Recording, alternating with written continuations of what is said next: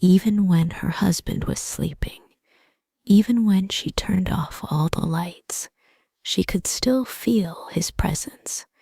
The new neighbor, smoking on his porch at night, letting his eyes roam over her, and she was being drawn toward the sweetest of all sins.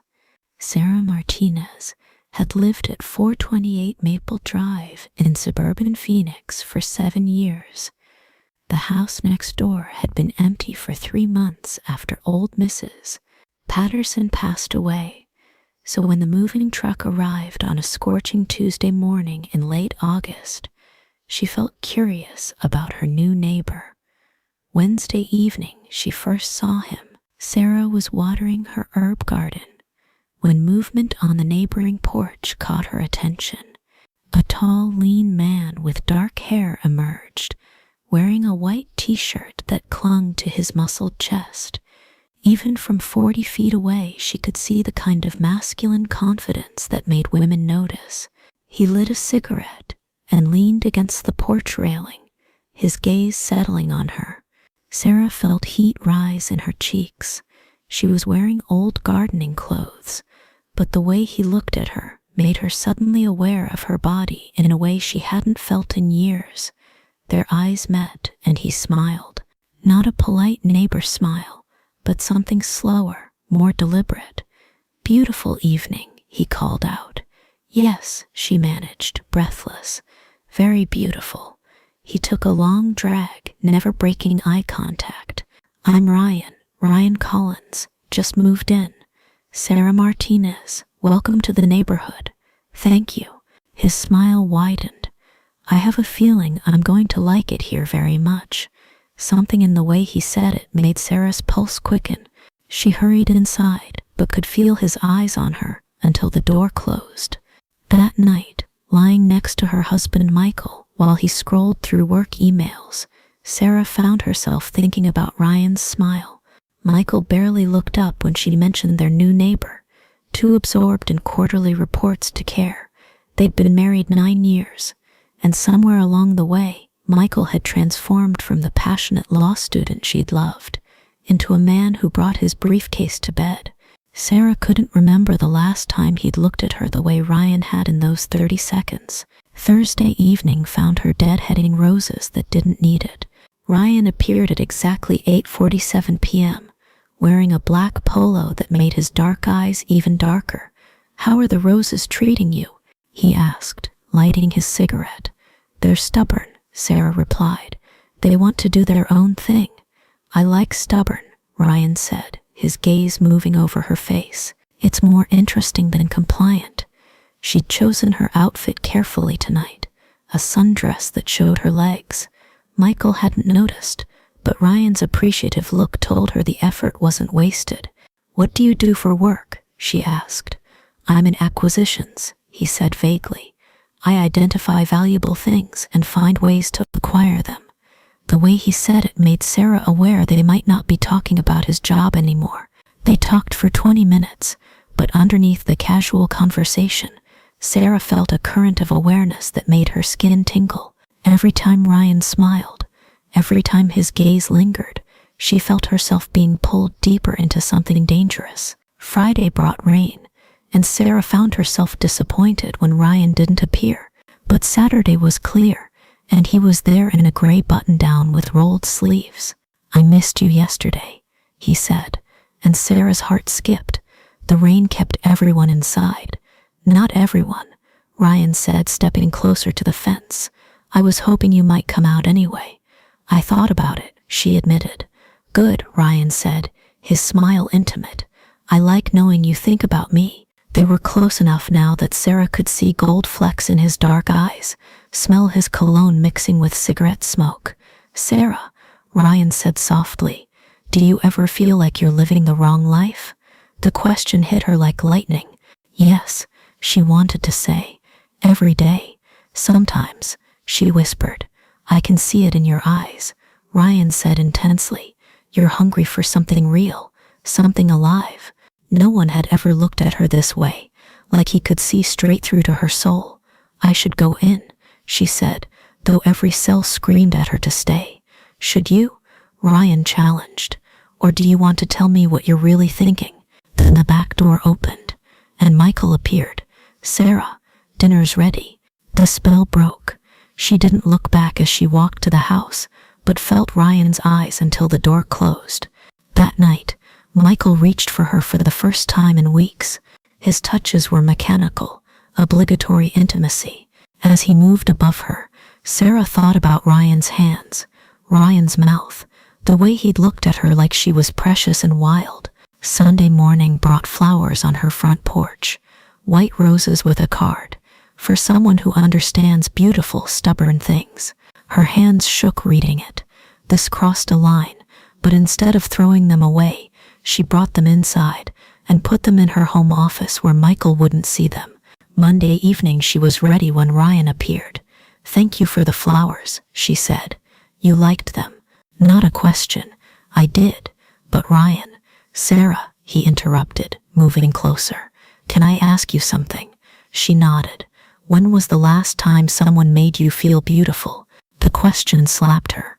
She wanted to say Michael did, but the words wouldn't come because they weren't true.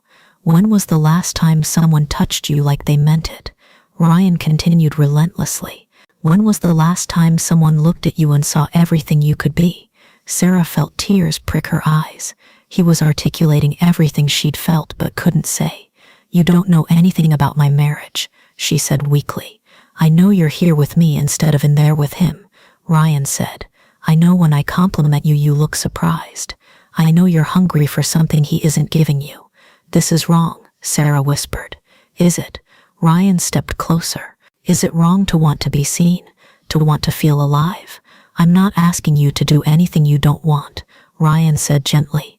"I'm just asking you to stop pretending you don't want it." That night, Sarah admitted what she'd been denying. She wanted Ryan Collins. She wanted his hands on her body, his eyes looking at her like she was the most beautiful woman in the world. Tuesday brought a thunderstorm. Sarah stood at her bedroom window watching lightning, feeling restless and charged. At 8:47, she saw Ryan step onto his covered porch. He stood watching her window. He knew she was there. Sarah opened the window. "Sarah," Ryan called softly. "Come out." It was madness, but something in his voice made her grab a robe and slip outside. She ran across the yard to the fence, rain soaking through her robe. Ryan was waiting, his shirt plastered to his chest. "This is crazy," she gasped, laughing. "Good," Ryan said, reaching through the fence to touch her face. "Crazy is where you find the truth." His fingers were warm against her rain-cooled skin. This was the first time he'd touched her, and it felt like coming home and falling off a cliff. "Sarah," Ryan said, his thumb tracing her cheekbone, "I need you to know something." "What?" she whispered. "I'm falling in love with you." The words hit like lightning. Sarah felt tears mix with rainwater. "I know it's fast," he said urgently. "I know it's complicated, but you're all I think about. You're changing everything for me." Sarah stared at him, seeing her desperate longing reflected in his eyes. "I have to go," she said, but didn't move from his touch. "I know," Ryan said, "but think about what I said. Think about what you want." Wednesday brought the decision point. Michael left for a 3-day Seattle business trip, kissing her goodbye while checking emails. For the first time in their marriage, Sarah felt relief when he left.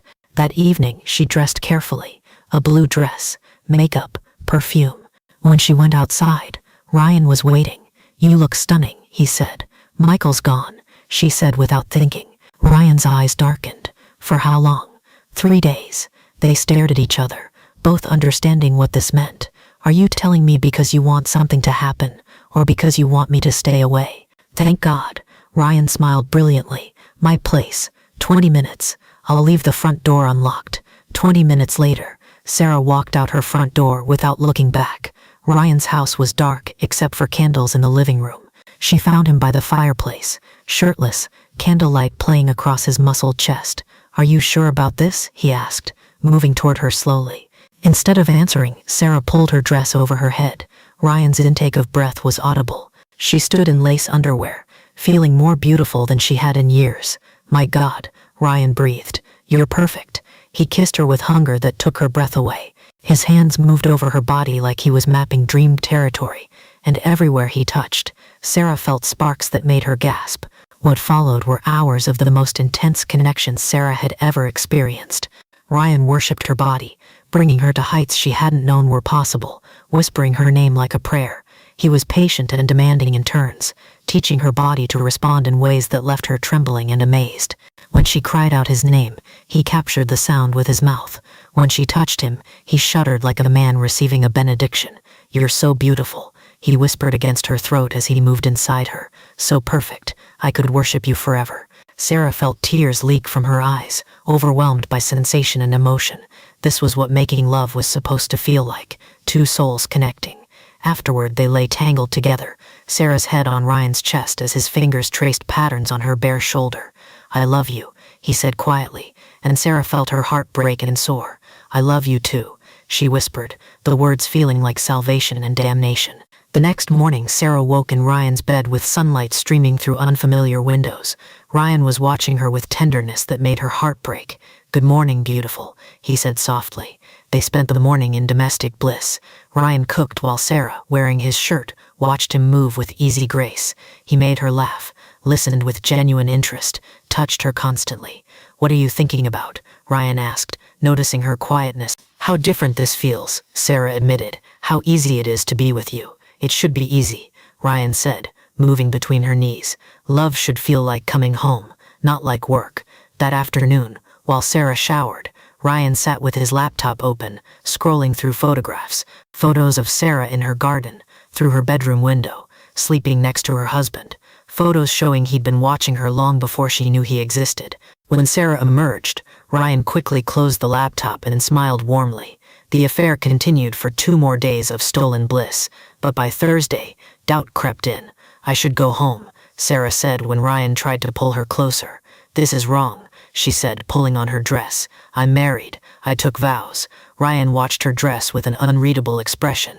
"So that's it," he said finally. "You're going back to your empty marriage. I need time to think. Time to talk yourself out of being happy," Ryan said, and there was an edge to his voice she'd never heard. "That's not fair, isn't it?" Ryan stood, suddenly intimidating. "You're choosing obligation over love." Sarah backed toward the door. "I'll call you. Will you?" Ryan asked, and his smile was different now, colder. Sarah fled. Friday brought Michael home early. That evening, while he was locked in his office, Ryan called. "I was starting to think you'd blocked me," he said. "I thought about it," she admitted. "But you didn't. That means something." "Ryan, we need to talk." "Then come over." "I can't. Michael's home. Tonight then. After he goes to sleep."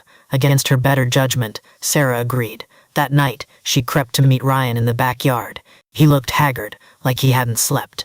"I thought I'd lost you," he said, reaching through the fence. "You haven't," Sarah whispered, "but this is killing me. The guilt, the lying." "Then stop lying," Ryan said urgently. "Leave him. Be with me. It's not that simple." "It is that simple," Ryan interrupted. "You love me. I love you. I need more time," she said. Ryan's expression darkened. "How much time?" "Another decade of being invisible." "Don't pressure me," Sarah said, stepping back. For the first time, Sarah felt afraid. Not of Ryan exactly, but of the intensity in his eyes, the way his jaw clenched like he was holding back frightening words. "I should go," she said. Saturday brought a revelation that changed everything. Sarah was working when she heard voices in the front yard. Through her window, she saw Ryan talking to Mrs. Chen, her elderly neighbor who knew everyone's business. Sarah cracked the window to listen. "Such a nice young man," Mrs. Chen was saying. "Though it was strange how interested you were in the Martinez house before you even moved in." Sarah felt ice form in her veins.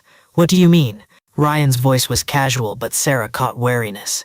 "Well, you were asking so many questions about them when you looked at the Patterson house," Mrs. Chen continued. "About their schedules, whether they traveled, what kind of marriage they had. Most people ask about schools and crime rates." Sarah's hands began to shake. Ryan had been asking about them before he moved in, before they'd ever met. "I just like to know my neighbors," Ryan said smoothly. "Oh, of course," Mrs. Chen agreed. "Though I did think it was odd when you insisted on that particular moving date. Most people want weekends, but you specifically wanted that Tuesday in August, almost like you were timing it for something." Sarah felt the world tilt.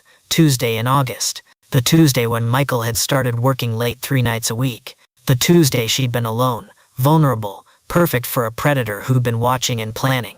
Ryan hadn't fallen in love with her, he'd hunted her. The affair wasn't a beautiful accident. It was a carefully orchestrated seduction by a man who'd studied her weaknesses and exploited them with surgical precision. Sarah's phone buzzed with a text from Ryan. "Miss you, come over tonight." For the first time, the message didn't make her heart race, it made her skin crawl. She realized with growing horror that she didn't know Ryan Collins at all. She'd fallen in love with a lie, a performance designed to manipulate her into betraying everything she'd once held sacred. Over the next few days, Sarah began to see signs she'd missed. The way Ryan always seemed to know exactly when she'd be in the garden. How he'd mention details about her routine she'd never shared. The expensive car for someone vague about his job. Sarah began researching Ryan Collins online and found almost nothing. No social media, no professional profiles, no digital footprint of a normal person. It was as if he'd materialized from nowhere just to seduce her. The few traces she did find were disturbing. Ryan Collins had rented properties in 3 other cities over the past 2 years, always upscale neighborhoods, always next door to married women whose husbands traveled frequently. Each rental had lasted exactly 6 months before he disappeared. Sarah's blood ran cold as she found a news article from Denver about a woman named Jennifer Walsh who'd left her husband for a mysterious neighbor, only to have the man vanish with her life savings and jewelry. The photo showed a woman who looked remarkably like Sarah, blonde, petite, lonely-looking. Another article from Portland described Rebecca Chen, a graphic designer who'd had an affair with her charming neighbor. When she tried to end it, she'd been stalked, harassed, and finally forced to move across the country to escape him. The pattern was clear. Ryan was a professional predator who targeted vulnerable married women, seduced them, then either robbed them or destroyed their lives when they tried to escape. The realization that she'd been manipulated, used, hunted like prey, made Sarah feel sick and violated. Every tender moment, every passionate declaration, every time he'd made her feel beautiful and desired, it had all been calculated manipulation by a man who'd done this before, probably many times. But the worst part was that even knowing the truth, part of her still ached for him. The connection she'd felt, the passion, the way he'd made her feel alive, those feelings were real, even if his were completely fake. Her body still responded to memories of his touch, even as her mind recoiled from the truth of what he was. She had to end this, but she was terrified of what Ryan might do when he realized she knew the truth. A man who could orchestrate such elaborate deceptions, who had left a trail of broken women across multiple states, was capable of anything. Sarah began to make plans of her own. She would have to be as careful and calculated as he had been, because she was no longer dealing with a lover scorned, she was dealing with a predator who had lost his prey. The first thing she did was start documenting everything. She took screenshots of the articles about his other victims, printed emails and text messages, and even started secretly recording their phone conversations. If Ryan escalated his behavior, she would need evidence. She also reached out to a divorce lawyer, not because she was ready to leave Michael, but because she needed to understand her options if Ryan tried to expose their affair or use it against her. Most importantly, she began to withdraw from Ryan gradually, making excuses about work deadlines and family obligations. She couldn't cut contact abruptly, that might trigger his predatory instincts, but she could slowly make herself less available, less vulnerable. Ryan, of course, noticed immediately. "You seem distant lately," he said during one of their backyard conversations. "Is everything all right?" Sarah forced a smile. "Just busy with work. You know how it is." But Ryan's eyes were sharp, calculating. He'd done this dance before with other women, and he knew the signs of a prey animal trying to escape. "Sarah," he said, his voice taking on that gentle, understanding tone that had first drawn her in. "Talk to me. What's really going on?" "Nothing," Sarah lied, but she could see in his expression that he didn't believe her. That night she woke up at 3 a.m., with the distinct feeling that someone was watching her. She lay perfectly still, listening, but heard nothing unusual. Still, the feeling persisted, and when she finally crept to the window to look out, she could have sworn she saw a shadow moving away from their back fence. The next morning she found footprints in the soft dirt beneath her bedroom window. Sarah realized with growing terror that the seduction phase was over. Now came the part where Ryan fought to keep control of his prey, and based on what had happened to his other victims, things were about to get much more dangerous. She was no longer just trying to escape an affair. She was trying to escape a predator who had invested months in hunting her, and who wouldn't give up his prize without a fight. And predators, Sarah was learning, didn't give up easily.